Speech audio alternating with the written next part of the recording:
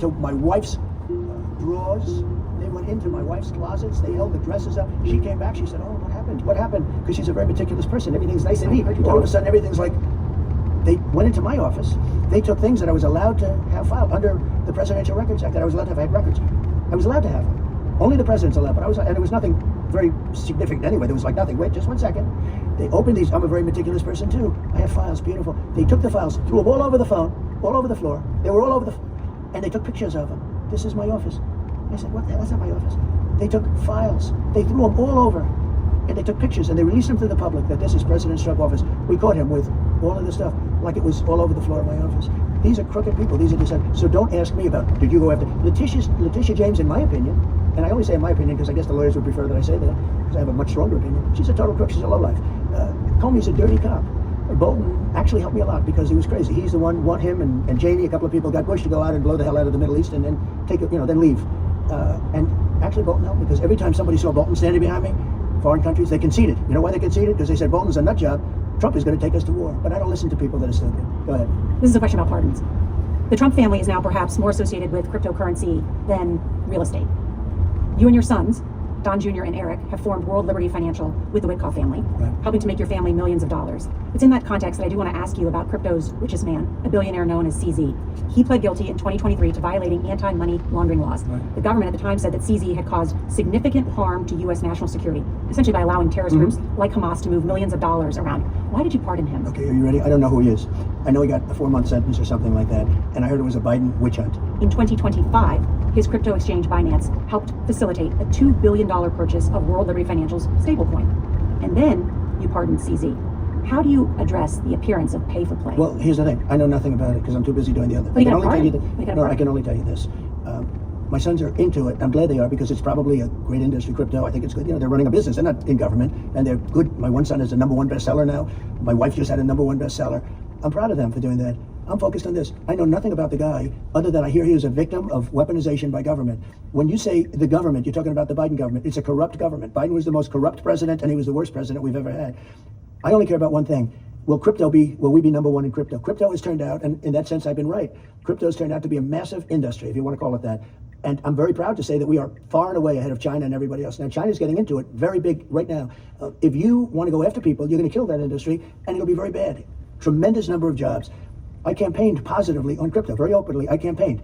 Biden campaigned against it. When Biden found out that I was getting like 100% of the crypto vote, which was a lot, he switched totally, and he went in favor of crypto. They went totally in favor.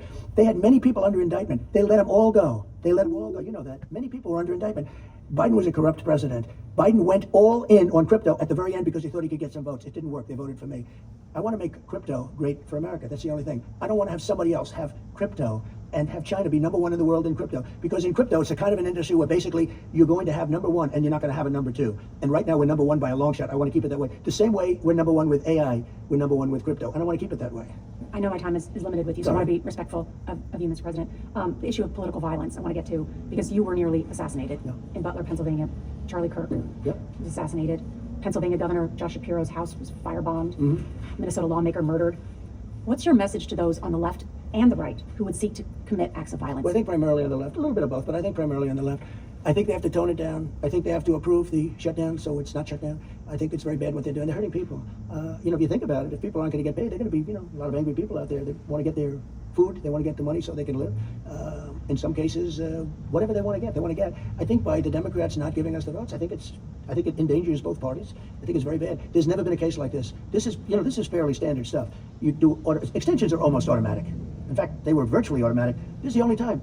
They don't want to do the extension because they're losing so badly that they said maybe we have some leverage. One of the senators said that. Maybe this was the first time we have some leverage. But they really don't have leverage because the Republicans can't be extorted in order to ruin our country. Do you feel like we're at a breaking point given everything that you just said? No, it's been much worse. Because over history, it's been much worse. For the political violence that we just outlined, the number of people in public that have been targeted, and then I just read that there's now a number of your cabinet secretaries and aides who are now living on military bases. Yeah. Usually when people talk, they're not the problem. It's the ones that don't talk in terms of that. But I think it's a lot of the rhetoric. Look, they call me a Nazi all the time. I'm not a Nazi. I'm the opposite. I'm somebody that's saving our country. But they call me Nazi. They have talking points. They have just talking points. And the press is largely responsible for it. the fake news, what they've done, I think one of the greatest terms I've ever come up with is fake news. What they've done to our country is very bad. They have to change around. Now, nobody believes the fake news. Nobody believes them. I mean, they've gone, you talk about popularity, you talk about approval. Their approval numbers have gone from like in the 90s to in the teens now. We need borders. We need fair votes. And you really need a fair press. You have some great journalists, some great reporters, but you have some terrible, terrible dishonest journalists. And I see it all the time because I'll give them a story and they'll have it. Even my trip with China, it was so successful. But of all, the Wall Street Journal, they said Trump lowers tariffs. That was a headline. Trump lowers tariffs. That wasn't what happened. I lowered tariffs in order to get everything that anybody could possibly dream of. The point wasn't lowering tariffs. I put up a high number, I cut it, and I got everything. And yet the headline in the Wall Street Journal, beautiful picture of myself and presidency, everything nice, but the headline was Trump lowers tariffs. That wasn't the story. The story was Trump got everything, including world peace.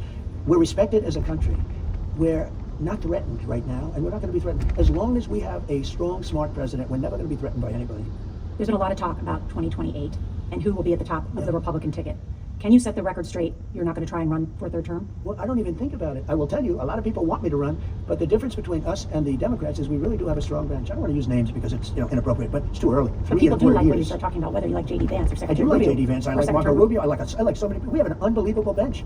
We could run two people together. We have a great bench. So I don't want to start talking about elections. It's too early. One thing I can tell you, the 2020 election was rigged. And a lot of people say, when it's rigged, you're allowed to do it again. It was rigged, and it's been caught, and you see the same information that everybody else does, and it's coming out now in spades.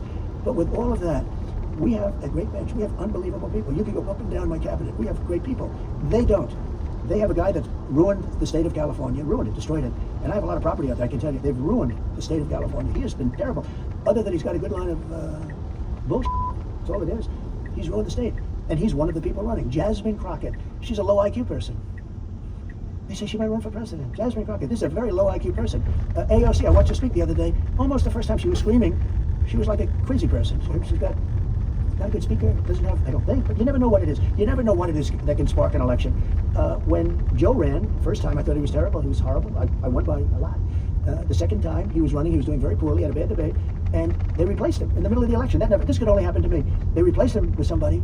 The press got behind her. Oh, they were so behind her. But eventually she failed because she couldn't speak. She wasn't a very intelligent person, in my opinion, but she couldn't speak properly. She could not speak. And actually 60 Minutes paid me a lot of money, and you don't have to put this on because I don't want to embarrass you, and I'm sure you're not. I think you have a great new leader, frankly, because the young woman that's leading your whole enterprise is a great, from what I know, I don't know her, but I hear she's a great person. But 60 Minutes was supposed to pay me a lot of money because they took her answer out that was so bad, it was election changing 2 nights before the election, and they put a new answer in. And they paid me a lot of money for that. You can't have fake news. You've got to have legit news. And I think that it's happening. I see good things happening in the news. I really do. And I think one of the best things that happened is this show and new ownership, CBS and new ownership. I think it's the greatest thing that's happened in a long time to a free and open and good press. Mr. President, can I also ask you, we're now at the end of your first year of the second term. What do you hope to accomplish in the next 3 years? Well, I hope I can have the same year that we had. Look, we have been acknowledged to have the greatest 9 months. It's 9 months. The greatest 9 months in the history of the presidency. So if I can keep that going, I'll be very happy. Because, what we've done, I inherited a mess. And I've fixed it, other than it will take a while to get all the criminals, the real criminals, the real bad ones out. But we've gotten a lot of them out. We've gotten a lot of the murderers out. We've gotten a lot of the people from jails out. And we've taken them back to their countries. In some cases, they're so dangerous that we've actually had to put them in our jails because we didn't want them coming back. I want to just keep it going pretty much the same way. I want safety in our cities. Our cities are a mess. And I hate to say it, they're Democrat-run cities. If you take the top 25 cities, they're almost every one of them is run by Democrats. And do people say they're struggling with the cost of living expenses? What could you do about that? Well, let me just say, cashless bail is a disaster, got to be changed. Sanctuary cities really have to be changed. There's sanctuary, you know what there's sanctuary for? Criminals. Some basic things have to be changed. But one of the things I really have focused on is making Chicago great again. And we're just getting started in Chicago. But what we did in D.C., where we took D.C. from being so bad to so beautiful, the restaurants are booming. You can't get into a restaurant. They were closing, and now they're all opening. You can't get a restaurant now. You can't get into a restaurant. But if you want to buy a restaurant or own a restaurant, you almost can't find it. I want to make this happen all over the country. I want it to be like that in New York, in L.A., in Chicago. I want to do it as much as I can. By the way, Memphis, we're there now. Memphis was a dangerous hellhole, 65% down in crime. And this is after 2 weeks. We can do it all over the place. It's turned out to be a new passion for me, making our city. I had no idea we could be that successful. I thought it would take a much longer period of time. In Washington, in 12 days, it was really good. In 1 month, it was close to perfect.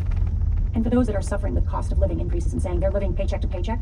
Well, I'd be very upset with Biden because we don't have any of those problems. We don't have inflation. Essentially, we don't have inflation. I inherited the worst inflation in the history of our country. We don't have inflation. We're down to 2%, even less than 2%. A couple of items like beef, I'm getting down. But our groceries are down. Healthcare premiums? I can fix healthcare.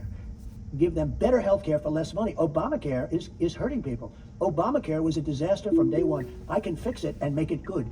I'd really rather start with a fresh plate. But if it's required to keep it, we can make it much better. But it's bad health care, and they're going to get big increases, and that has nothing to do with me. That has to do with the fact that it was originally put into play. It's a shame. But we can make it better. Energy is way down. You know, you're going to have $2 gasoline very soon. Nobody could believe it. You were at $4, $5, $6, and even $7. Look at the cost of gasoline in California, what it was. I brought it down. Problem is, when I bring it down here in California, they put more tax. They tax the gasoline to such an extent. No, we're in great shape. This country is in great shape. We're ready to really rock. As I say often, we were a dead country. We were a dead country 1 year ago. Now we have the hottest